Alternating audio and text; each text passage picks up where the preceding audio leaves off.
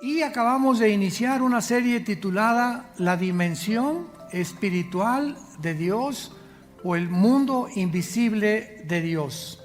Podemos manejarlo de esas dos maneras, pero el propósito de esta serie, esta va a ser la segunda conferencia.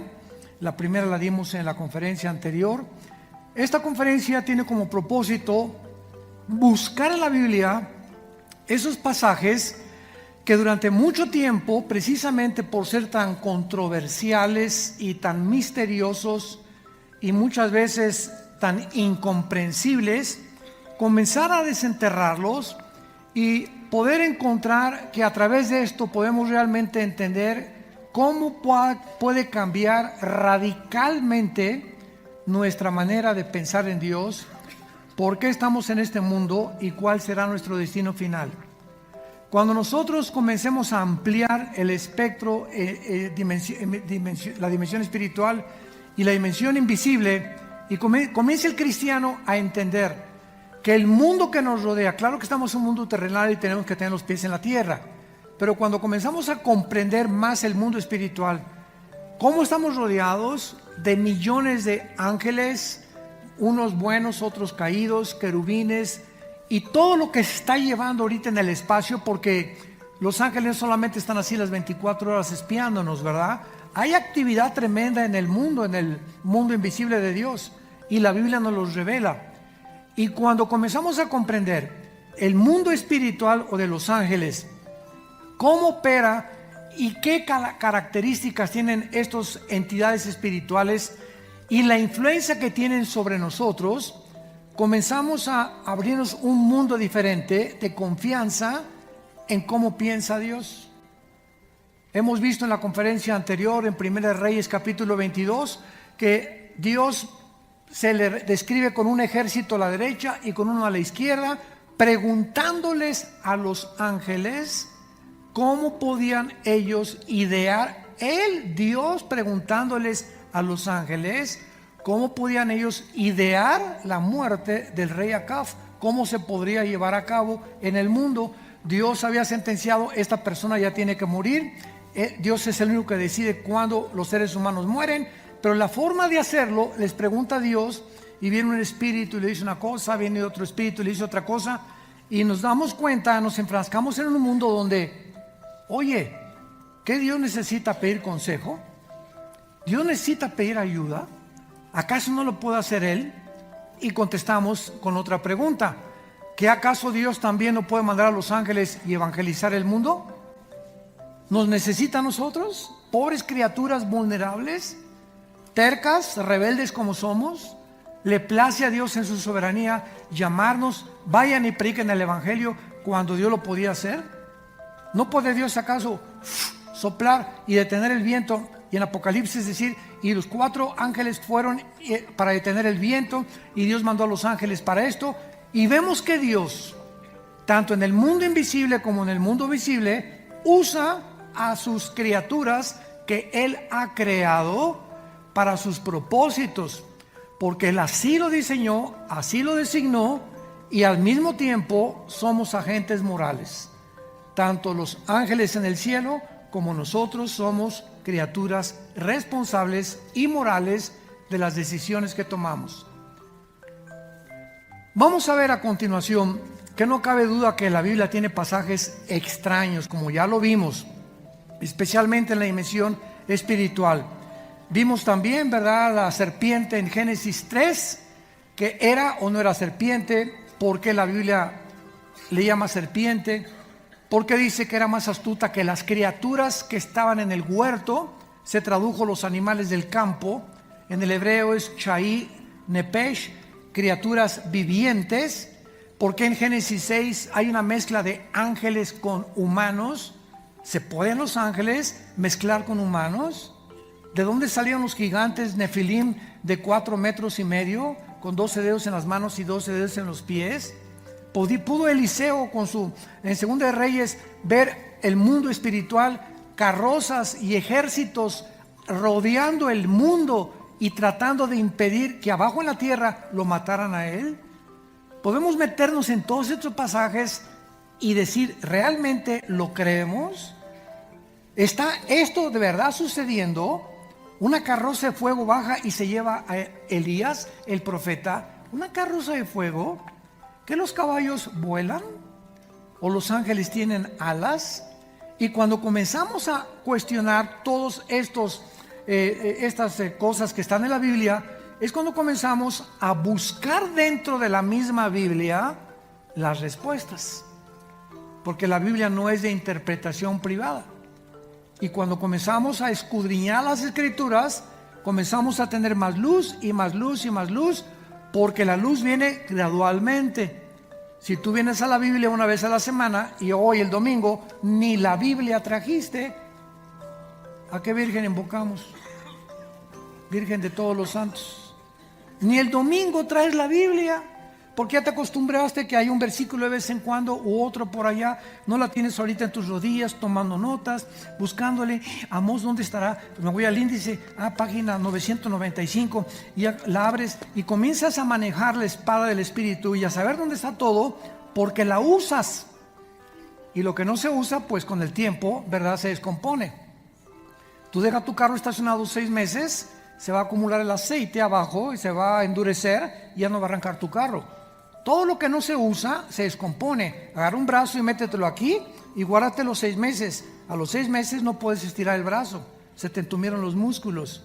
Así es exactamente el cerebro y el mundo espiritual. ¿No ves la Biblia?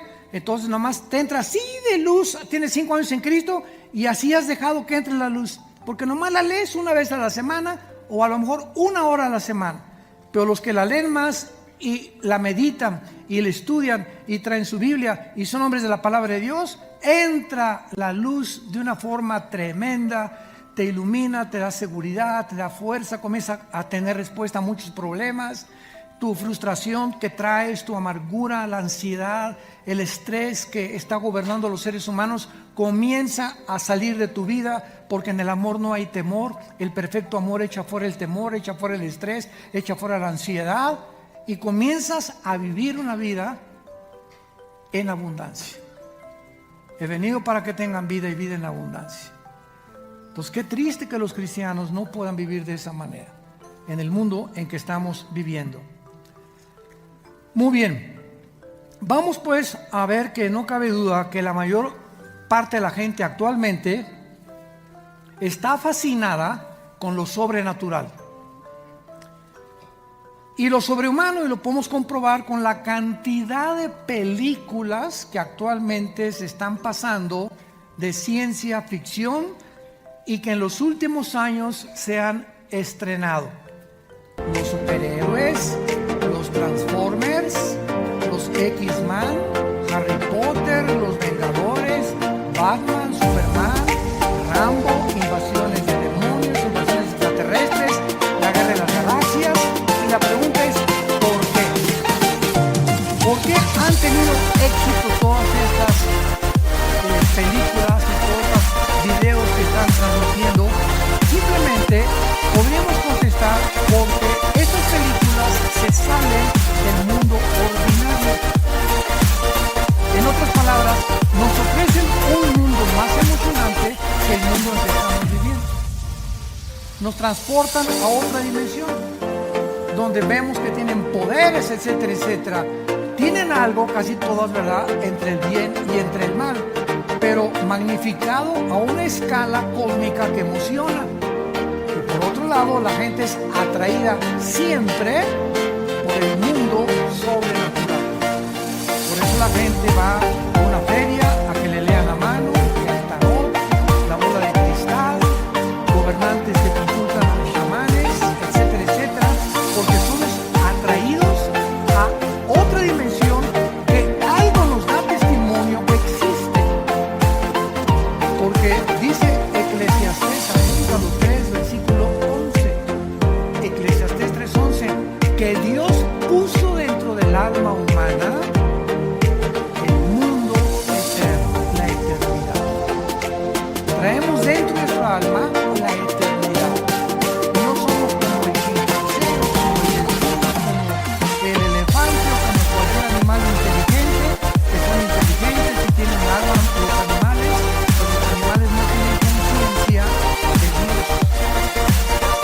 no tienen conciencia de otro mundo que existe. Y cuando se nos presenta a nosotros en películas y esto y la guerra de las galaxias y que Marte y los viajes, nos atraen y nos fascina. Porque repito, nos sacan del mundo natural. Y esta es la Biblia. La Biblia es un libro, el único de los billones de volúmenes de literatura que existen.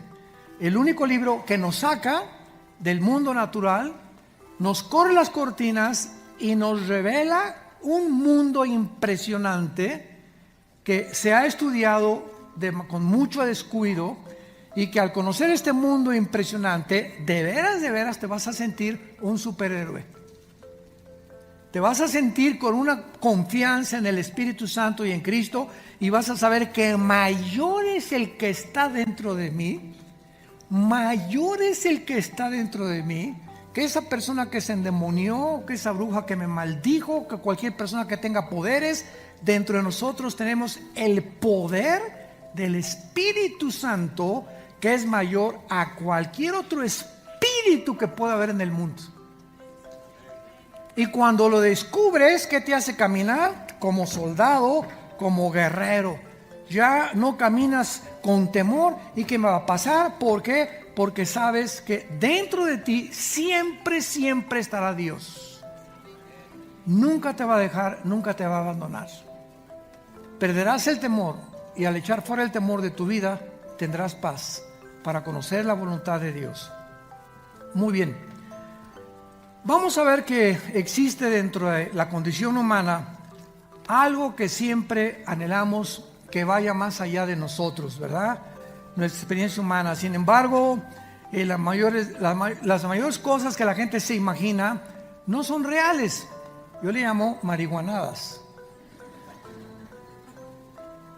Y la gente, la imaginación es muy grande, y por eso Julio Verne y todos los escritores que inventaron muchas cosas fueron reales, otras no fueron reales. Pero por tratar de escaparnos de este mundo, el mundo busca entonces a través de las drogas.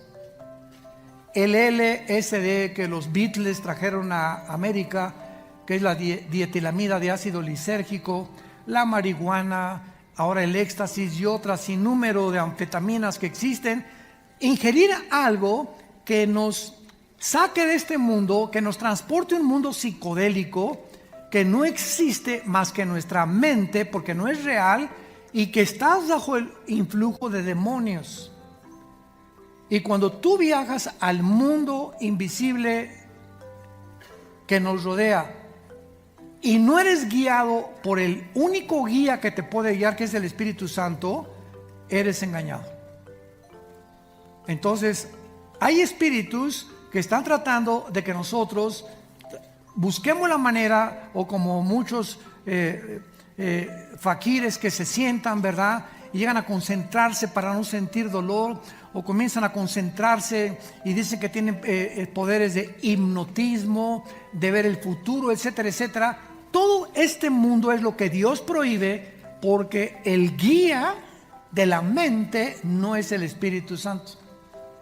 Son espíritus de demonios que imitan, que saben que buscamos lo sobrenatural, y acabas con las cartas tarot, que te echen el café turco, con la bola de cristal, con la astrología, porque estamos buscando algo que trascienda lo natural.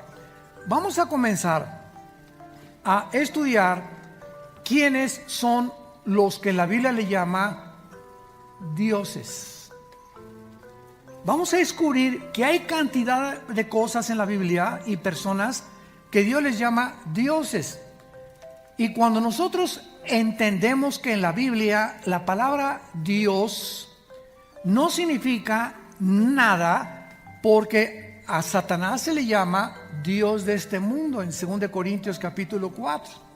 Satanás es un Dios, el Dios Tlaloc, el Dios de la lluvia, el Dios Zeus, el Dios Poseidón de los griegos. Y encontramos por todos lados, los hindúes tienen millones de dioses. Y cada vez que nos sumergimos en el mundo y oímos la palabra Dios, como una señora una vez me dijo, Es que, doctor Alducin me dice, yo creo en Dios, y le contesté, ¿en cuál Dios? ¿En cuál Dios? Cuando tú dices creo en Dios, no estás diciendo nada. Los hindúes tienen millones de dioses, los musulmanes tienen al Dios de Alá. Entonces, cuando alguien dice creo en Dios, no está diciendo nada, te está diciendo solamente creo en algo sobrenatural, una deidad, no sé cómo, pero yo creo en algo, una fuerza, lo que sea, pero no te está diciendo que cree en el Dios y Padre de Jesucristo.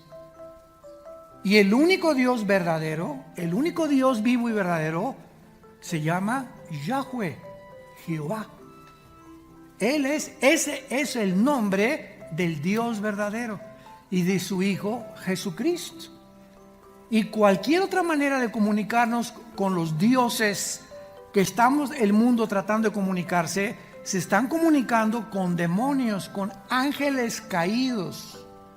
Y vamos a ver de qué forma Dios en el mundo sobrenatural tiene reuniones con los Elohim, con los dioses, o sea, con potestades y con entidades espirituales que tienen autoridad en el universo cósmico de Dios, y que se encuentran unos bajo el control de Dios, otros en rebelión contra Dios, pero existe un mundo arriba de nosotros, igual que como nosotros, organizado, presidente, vicepresidente, gobernador, presidente municipal, etcétera, etcétera, organizado igual que aquí, con mucho más organización, desde luego, que en el mundo que vivimos.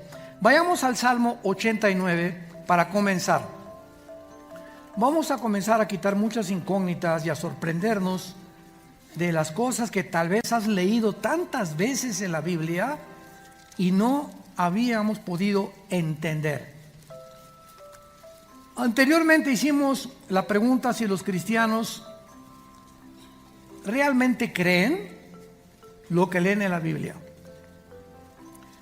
Y si así es, vamos a considerar el siguiente para ver si realmente tú crees todo lo que la Biblia dice. En el Salmo 89, versículo del 5 al 7, tenemos esta revelación. Y dice así, Salmo 89, del 5 al 7, celebrarán los cielos tus maravillas, oh Jehová, tu verdad también en la congregación de los santos. ¿De cuáles santos hablará? ¿De los que están en el cielo, de los que están en la arriba? ¿O cuál es la palabra hebrea para santos? Porque ¿quién en los cielos igualará a Jehová? ¿Quién será semejante a Jehová entre los hijos de los potentados? Ponle en tu Biblia a la palabra potentados Elohim. ¿Saben por qué deben traer la Biblia? Ponle a la palabra potentados Elohim. Vamos a traducirlo. ¿Quién será igual a Jehová entre los hijos de los dioses? ¿Hijos de los dioses? Hermano, ¿de qué está usted hablando? ¿Quiénes son estos hijos de los dioses que está mencionando aquí el Salmo 89? No, mejor no le entiendo, pásale la hoja. Porque es lo más natural, ¿verdad? Y es normal. Cuando no tenemos la revelación y está medio complicada la cosa, mejor le sigo leyendo. Ya dejo a ver quiénes son los hijos de los dioses. A ver, ya entre 2 o 3 años lo voy a entender. Versículo 7, Dios temible en la congregación. Esa palabra congregación es la asamblea de los hijos de los dioses. Y formidable sobre todos cuantos están alrededor de él. En este pasaje estamos hablando de una corte que Dios tiene como un rey, donde tiene sus príncipes, sus cortesanos en su trono de universo. Y aquí se refiere a la corte de millones de seres espirituales que rodean a Dios en su trono. La palabra congregación apunta, es la palabra hebrea cajal, con Q de queso, cajal, y H intermedia, cajal, que significa asamblea. ¿Quién estará en la asamblea o en la reunión de los hijos de los dioses? Pregunta aquí el autor de este salmo. Y podemos aquí traducir este pasaje claramente en el original hebreo. Dios está presidiendo como el presidente de una compañía, como un rey, en una corte que tiene de seres espirituales de los dioses y donde finalmente Él da su decisión. Brinquémonos rápidamente al libro de Daniel, capítulo 4. Ya comenzamos a profundizar aquí. Dios tiene una corte donde toma decisiones, donde muchos de ellos sirven como consejeros. ¿Consejeros? ¿Qué Dios necesita consejeros? ¿Qué Dios necesita la opinión también de los ángeles?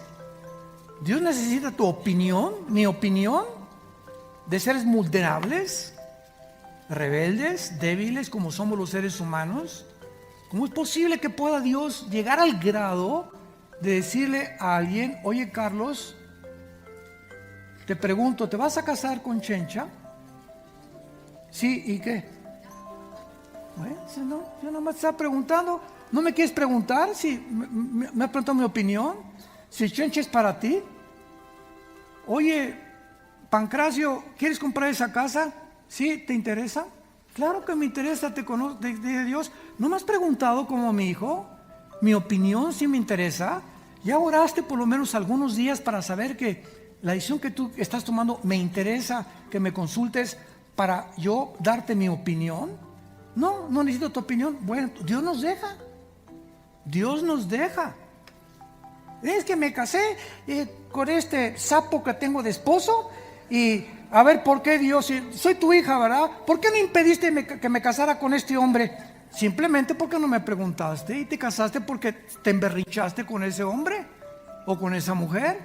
No le eches la culpa a Dios de tus decisiones.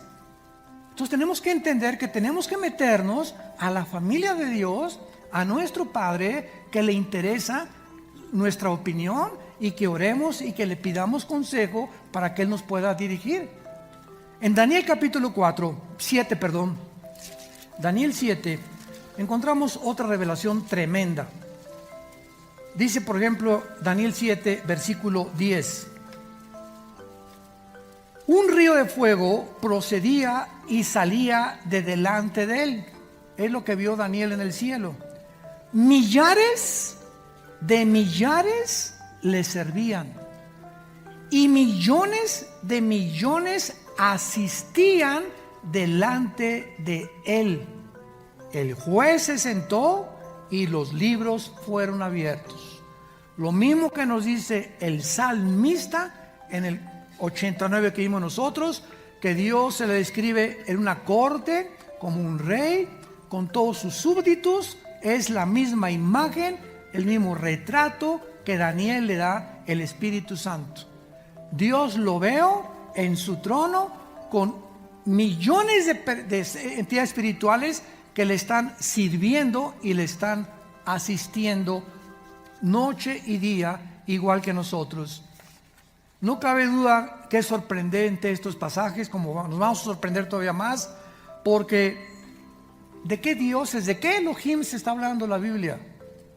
¿Por qué se les llama a todos los que sirven a Dios los hijos de los dioses? A ver, vamos a comenzar a conectar las piezas del rompecabezas.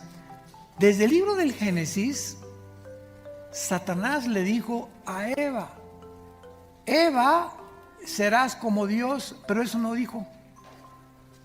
Si tienes tu Biblia, apunta lo que le dijo Satanás a Eva. Esa palabra Dios es Elohim.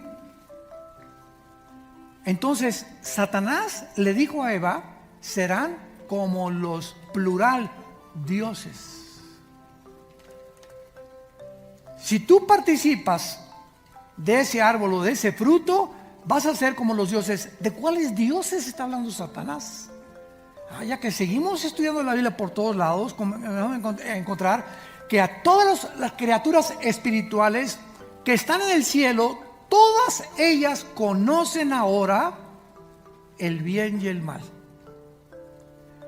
Hubo ángeles que se rebelaron, se quisieron asomar qué es la maldad y fueron arrastrados por Lucifer.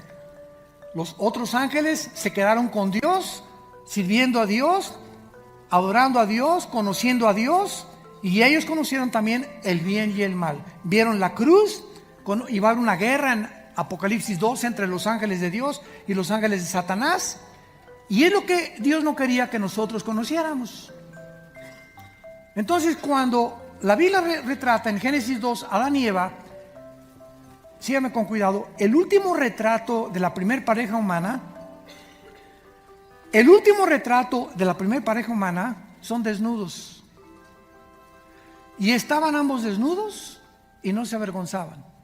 Es el último retrato antes de pecar de la primer pareja humana. Ok. Pasa algo en medio, que es la tentación, y cae en la tentación. Y el próximo retrato de la primer pareja humana es la misma pareja tapándose sus órganos genitales. Ya tenían vergüenza. Antes de la caída no tenían vergüenza. Después de la caída, lo primero que vino a sus vidas es, descubrieron que estaban desnudos. Antes, cuando no tenían pecado, no sabían que estaban desnudos. Pero ahora la desnudez les provoca vergüenza. Antes vivían en estado de inocencia, ahora conocen el mal.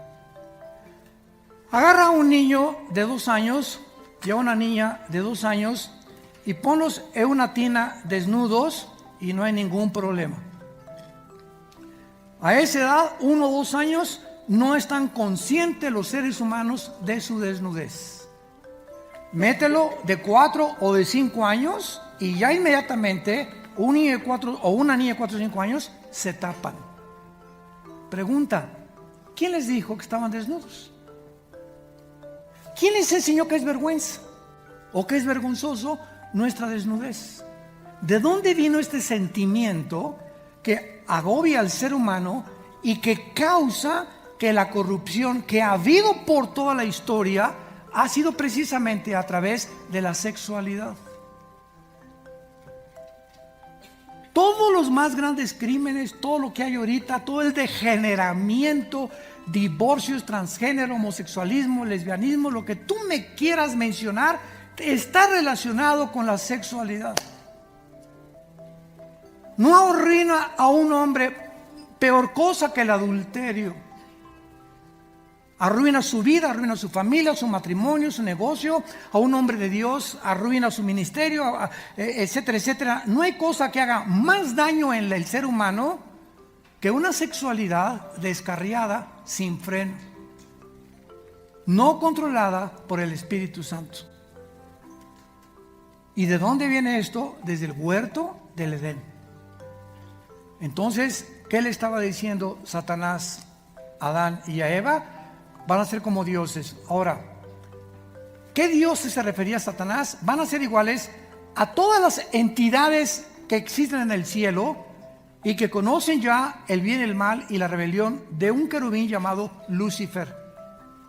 Si ustedes participan de eso van a ustedes a participar. Van a convertirse en dioses.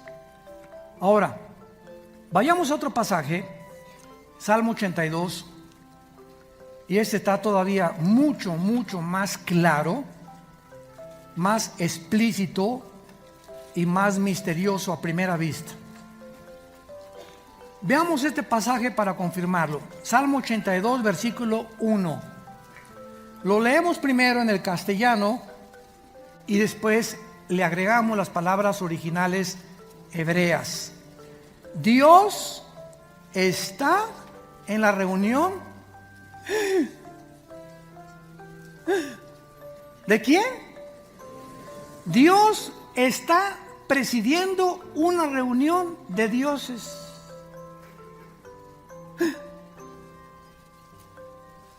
¿De dioses? ¿Que no solamente hay un solo Dios? Entonces hay muchos dioses. Ya comenzamos a entender que la palabra Dios no implica al ser supremo, sino simplemente entidades con poderes que gobiernan y que son atribuidos a los seres humanos. Y cuando un ser humano se hinca delante de una estatua y comienzas a ponerle veladoras o lo que tú quieras, estás ante una estatua que para ti es una diosa. ¿Por qué? Porque detrás de esa estatua, ¿quién te impulsó a hincarte delante de ella? Los espíritus que se encuentran detrás de esa estatua son reales. Y el magnetismo que usan para jalarte y desviarte a la adoración verdadera es real. Pero la gente no lo sabe. Todos los cristianos venimos de ahí. ¿Por qué? Porque desconocíamos el mundo espiritual como opera. Si tú, vean ustedes, de una manera más sencilla, la inclinación de todos los seres humanos a adorar a algo o a alguien. Todos los jóvenes, viene un cantante y las muchachas y hasta se quitan la camisa, etcétera, etcétera. La tendencia es adorar. Nos enfocamos, cuando se enfocan, a adorar a ese cantante o a ese artista o a ese deportista, y en ese momento te concentras sin que te des cuenta, estás enfocándote y adorando algo que es un ser humano. Pero tenemos esa tendencia. Entonces se muere un deportista y lo hacen un dios, o sea, un objeto de adoración. De comenzar a inflar algo completamente fuera de este tamaño. Un artista o un Hitler, un Stalin o un escritor, pero tenemos la tendencia siempre de estar adorando algo o a alguien, porque fuimos creados. Ahora, cuando no sabemos a quién adorar, pues adoro al tenista, al futbolista, al artista, al ateo o al X o como se llame, ¿verdad? O a la esposa, unos adoran a la esposa, otros adoran al hijo es su Dios, otros a Fido el perro es su Dios. ¿Se acuerdan ustedes en Juan capítulo 4, la mujer samaritana? Qué increíble es la Biblia, maravillosa sabiduría. La mujer samaritana era una mujer religiosa. Pero la chulis, con 5 maridos que te había enterrado en el jardín de su casa, yo creo. Y cuando Jesús llega al pozo de Samaria, llega a la cita, el Padre le dijo, porque así comienza el capítulo 4, le era necesario a Jesús ir a Samaria. En otras palabras, en el calendario que Dios le dio a Jesús, porque Jesús dijo en Juan 14, yo no hago nada más que lo que veo hacer al Padre. Yo no saco un demonio por mi propia voluntad. Todo lo que hago, si me dicen mi Padre, sana a este y no sanes a este, échale los demonios a este déjaselos todavía. Jesús no hacía nada ni hablaba nada, era la perfecta voluntad sometida a Dios. Entonces en el calendario de Dios tenía Jesús la cita a las 12 del día. Y cuando llega Jesús a las 12 del día a Samaria, tenía una cita con una mujer samaritana sumamente inmoral. ¿Por qué a las 12 del día? Porque las mujeres decentes iban a recoger el agua antes de que saliera el sol a las 7, 8 de la mañana. Pero las mujeres que no eran decentes, las que eran o se consideraban, ¿verdad?, de la vida alegre, iban cuando ya no había mujeres decentes a sacar el agua. Y Jesús no fue con las mujeres decentes, fue con la peor de las mujeres a las 12 del día. Y entonces comienza la conversación que todos conocemos entre Jesús y la mujer samaritana. Y comienza Jesús, bueno, el agua que vas a beber, asocia a Jesús la vida espiritual con el agua. Pero el punto es que la mujer llega un momento en que se da cuenta que Jesús es una persona religiosa. Y entonces lo primero que le dice la mujer samaritana es lo siguiente: mis padres, o sea, después de todo, ¿verdad? Vivo en Amaciato ahorita, pero voy a misa el domingo. O voy a la iglesia el domingo. Vivimos mi esposo y yo sin casarnos, pero vamos a la iglesia del sur. O somos religiosos. Y mis padres adoraron en esa iglesia. Y ustedes, le dice la mujer samaritana a Jesús, ustedes los judíos, porque los samaritanos eran una mezcla de judíos con gentiles. Cuando vino el exilio babilónico 600 años antes de Cristo, se mezclaron los judíos con los gentiles, y comenzaron los gentiles: ustedes ya no son puros, ustedes son samaritanos, y no se atrevían a vivir con ellos. Entonces le dice la mujer, ustedes adoran allá, los judíos allá y mis padres acá. En otras palabras, la misma pregunta del siglo XXI. ¿Cuál es la mejor religión? Unos dicen que los mormones, otros que el Islam, ustedes que los católicos, otros que los protestantes, otros que los nazarenos, otros que los bautistas. ¿En cuál de todas las religiones realmente se adora a Dios? Fue la pregunta de hace 2000 años que nos contesta Jesús. ¿Y qué le dice Jesús a la mujer samaritana? Simplemente, créeme a mí. No le creas ni al papa, no le creas ni al pastor, no le creas ni al budista, no le creas ni al musulmán. Créanme a mí, a Jesús. Y yo me encuentro en la Biblia. Y cuando tú me conozcas a mí, a Jesús, y me invites a tu corazón, vas a descubrir que yo no soy una religión. Soy una criatura espiritual igual a Dios, con la esencia de la divinidad, que entro a tu vida para abrirte los ojos y mostrarte a quién debes adorar. Y Jesús continúa diciéndole a la mujer samaritana: mi Padre es espíritu, y los que le adoran en espíritu y en verdad es necesario que le adoren. Entonces, cuando eres cristiano, ya no entras a un edificio, aquí está Dios. No, Dios no está en ningún edificio. Yo antes, cuando tenía la religión de mis padres que nos inculcaron, cuando iba a la religión con mi abuelita, entrábamos y las mujeres se tapan con un velo, ¿verdad?, la cabeza, y los hombres, aquí no se habla, todo con respeto, porque ahí está Dios. Y sales de ahí, arriba Pancho Villa, ajúa, ¿no que no tronabas pistolita? Porque nos enseñan que Dios está ubicado, confinado a un lugar material. Y la Biblia dice: Dios no habita en templos, en edificios hechos por nosotros. Es como si creyéramos que cada vez que entramos a este salón, aquí está Dios. Dios está dentro de ti. Y la iglesia somos nosotros, no el edificio. Pero se nos caen las vendas y comenzamos a ver la luz.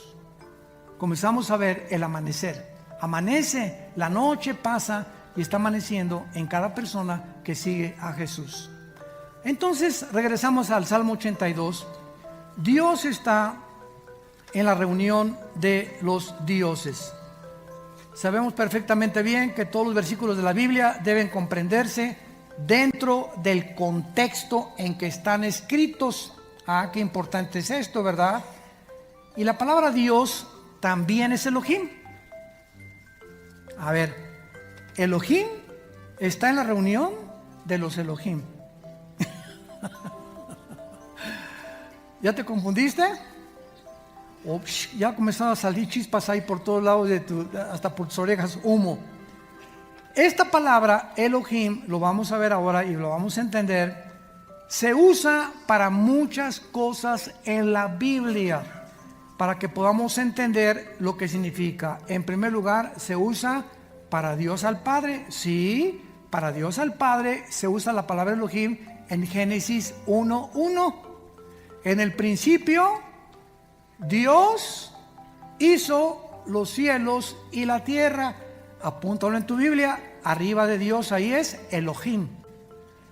En el principio, Elohim hizo los cielos y la tierra.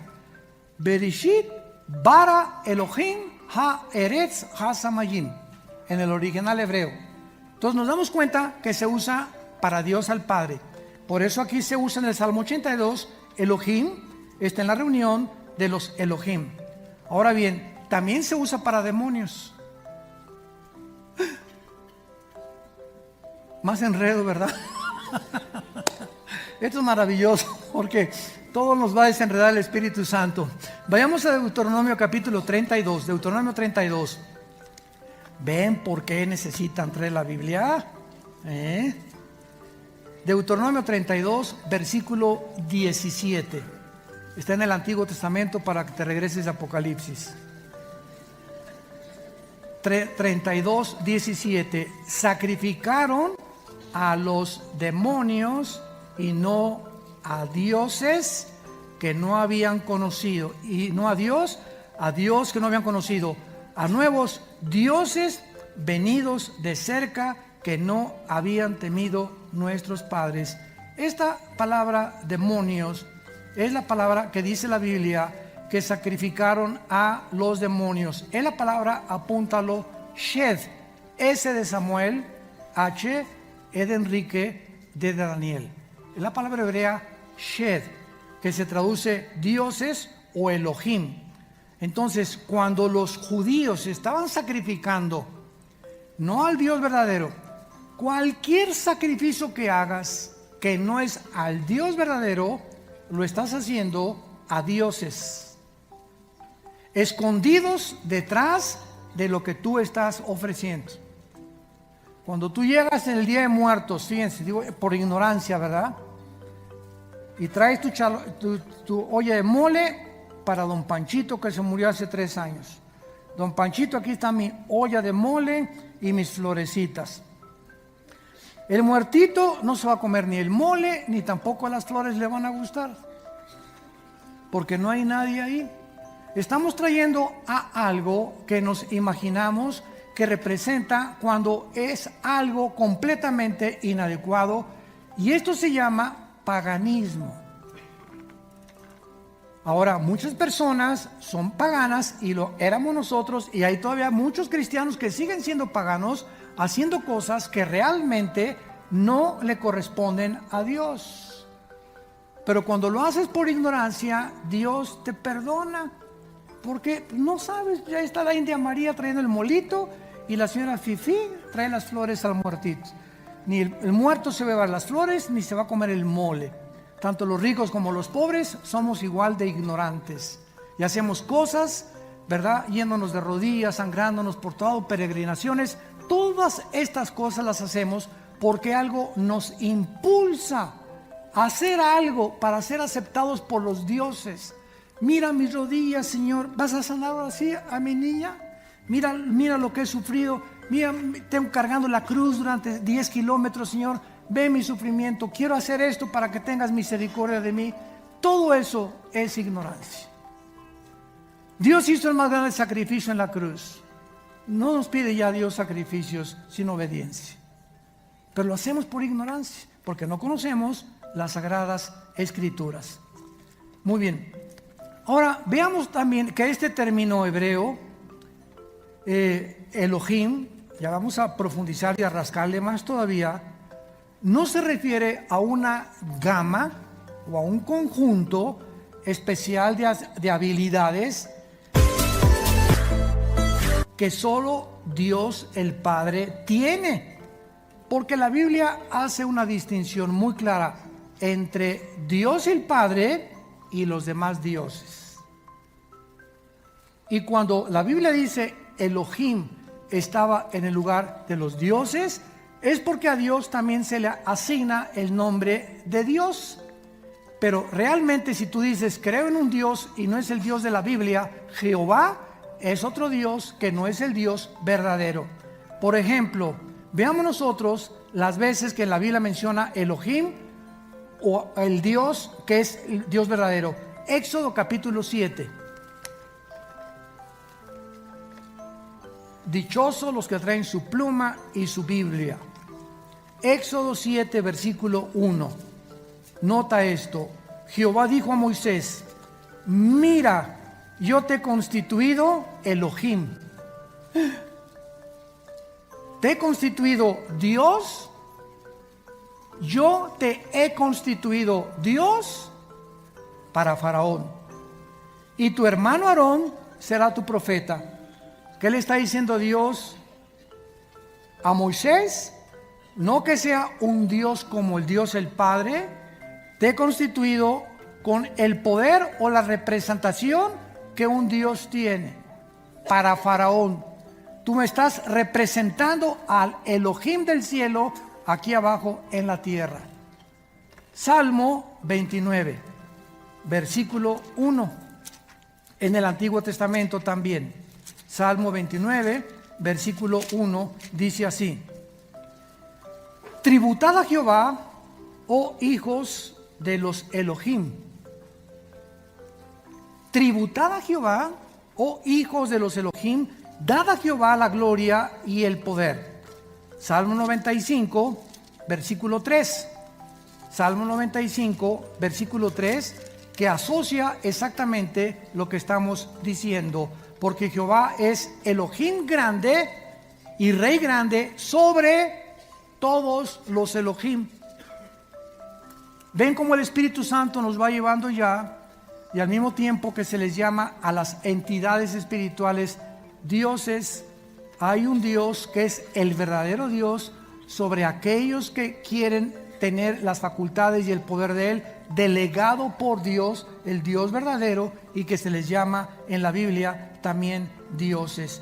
Ahora bien, esta corte espiritual que Dios tiene y que rodea a Dios de entidades espirituales son espíritus. Todos fueron creados. Lucifer ha sido, es y será hasta ahorita la criatura espiritual, el sello de la perfección de la creación de Dios. Lucifer, no existe un querubín, un serafín, un ángel, ni el arcángel Miguel, nadie más bello, más poderoso, más sabio que él. De todo lo que Dios ha creado, su obra maestra, su obra de arte fue Lucifer.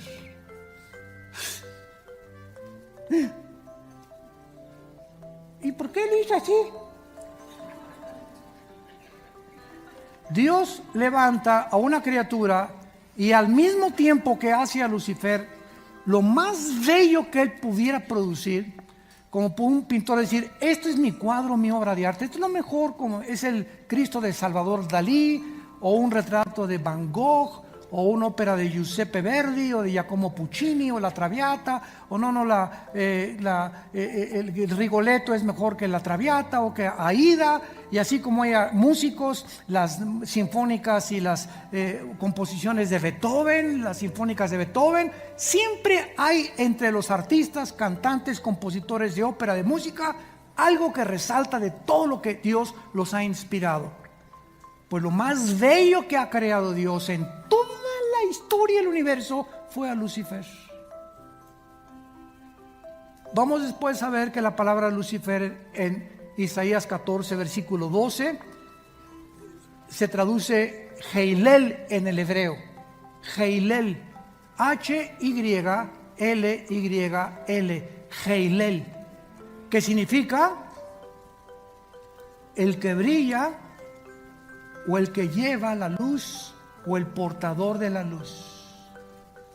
Y esta criatura espiritual, que es la más bella, la más gloriosa, la más poderosa que Dios ha creado, en el mismo momento que Dios le dio todo lo que le dio, lo vuelve completamente en reversa, y todo lo que le da lo usa para Él, y Dios nos lo permite para recordarnos lo que se llama la maldición de la belleza. ¿Qué pasa con una muchacha? Un ejemplo. ¿Qué pasa con una muchacha de 20, 25 años de edad que es preciosa? Y se mete al mundo de las modas, o se mete al mundo de la artisteada, o se mete al mundo del modelaje. ¿Saben qué va a pasar? Inmediatamente va a tener 5 o 6 invitaciones de viejos gordos, rabo verdes, cargados de billete, de plata, que inmediatamente le van a invitar y le van a decir, como no, te voy a hacer esto y el otro, pero vas a pasar por las armas primero. Y ya a los 26, 27, 28 años de edad, pues uno de estas personas se va a casar con ella, le van a ofrecer el dinero, se va a dar cuenta que no la hizo y va a seguir con otro y con otro, porque nunca va a creer merecedora de las personas, y siempre tendrá personas que la querrán, y tarde o temprano esa belleza con la nación se convierte en una maldición. Nunca pudo formar un hogar, ni tener hijos, ni estar con un solo individuo. El hecho que seas bella, el hecho que seas guapo, el hecho que tengas prestigio, el hecho que tengas dinero, ten mucho cuidado. ¿Por qué Dios le dio a esa persona esa casa tan bonita y yo aquí parezco Gutierritos? todo humildito, y soy cristiano, y mi compadre con sus Mercedes, etcétera, etcétera, y por qué el diablo lo hace así. Inmediatamente entra entre nosotros ese espíritu de comparación, de creer que porque una persona es bella o guapa o bonita o tiene riquezas, creemos que es mejor que nosotros o que está viviendo mejor que nosotros, y es la mentira del siglo. Es la mentira del siglo. Caras vemos, corazones no sabemos. No es lo que tú ves. Esas personas, la mayor parte de ellas, no te imaginas la vida tan miserable que tienen. Hace algunos años, hay un ejemplo ahorita para terminar rápido, estoy dando ejemplos para que podamos asociar lo que estamos en la Biblia con la vida real. Hace muchos años hubo una princesa en Inglaterra, la princesa Diana. Se casa con el hijo de la reina, que posiblemente sea el próximo rey, y cuando vive en ese palacio, llega el momento a decir: Dios mío, es que esto es mentira. Y Diana pues venía del campo, no era una muchacha criada en la realeza, y deja el palacio. Y este hombre ya de por sí que andaba con la que se casó ahorita, ¿verdad? Había sido su amante, andando ya con Diana. Y pues sabemos que en Francia muere un Mercedes-Benz, un accidente automovilístico. Ella tuvo 2 hijos, uno de ellos es Harry, que se casó con un artista que es Meghan. Ya saben lo que pasó en el periódico, que dice Harry, el príncipe y heredero y todo. ¿Saben qué? A mamacita, la reina Isabel, no quiero el palacio, no quiero oro, no quiero sirvientes, no quiero que me sirvan el desayuno en vasos de plata. Nos vamos del palacio. Adiós, bye. Queremos vivir nuestra vida, son demasiadas regulaciones, estamos hartos del lujo y de lo que vivimos, queremos una vida más sencilla. Él está haciendo lo mismo que hizo su mamá, que esta ahorita es de moda, ¿verdad? ¿Y dónde fue el príncipe Harry? ¿Y qué se van a poner de pantalones? ¿Y qué calcetines trae ahora puestos? Digo, es la comercialización, ¿no? Pero lo que quiero explicarles es cómo esa gente que nosotros creemos, ¿quién no sueña con un príncipe azul? Pues aquí está una persona que tuvo su príncipe azul y cuando lo encontró, lo dejó. Qué contradicción, ¿no? Todos, ay, quisiera casar con un príncipe azul. Se que te hagas con un príncipe azul y te das cuenta que ese príncipe azul es una mentira. Vivir en un castillo, y eso es una mentira, es el sueño de cualquier princesa, y no es cierto, no es cierto, no es cierto. Más vale comida de legumbres donde hay paz que de buey engordado donde hay odio, dice el libro de Proverbios. Aprendamos de las experiencias de la vida y aprendamos también de la palabra de Dios. Te damos gracias, Señor, en esta tarde por los secretos de la sabiduría y del conocimiento, porque si diste tu vida por nosotros, ¿cómo no nos darás todas las cosas si nosotros te las pedimos? Oh Dios, te damos gracias por ese sacrificio en la cruz y por la resurrección de tu Hijo entre los muertos. Porque Jesucristo fue crucificado, enterrado y resucitado a los 3 días para traer a nuestra vida la esperanza que anhela nuestro corazón, ubicarnos en el camino de la justicia, de la verdad, en el camino de la luz. No hay otro camino más que el de Jesús. Él es el camino, Él es la verdad, Él es la vida. Dichosos y felices todos ustedes que siguen a Jesús con pasión, con todas las fuerzas de su corazón, que le han entregado sus vidas y que la corta vida que Él nos ha dado, la estás viviendo para Él.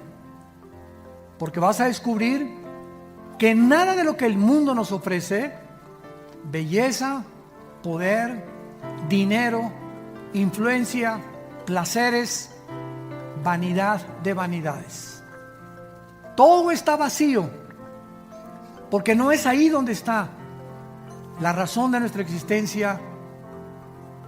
Esta se encuentra en nuestra relación con Dios por medio de la persona de su Hijo Jesucristo, en quien oramos en esta mañana. Y si hay alguien de ustedes que no tiene a Jesucristo en su corazón todavía, ustedes que nos ven por la televisión también, simplemente dile estas palabras: Señor, te pido perdón por mi vida. Te pido perdón por buscar fuera de ti algo que nunca encontraré. Ahora comprendo que en ti se encuentra la fuente de la paz verdadera y de la felicidad.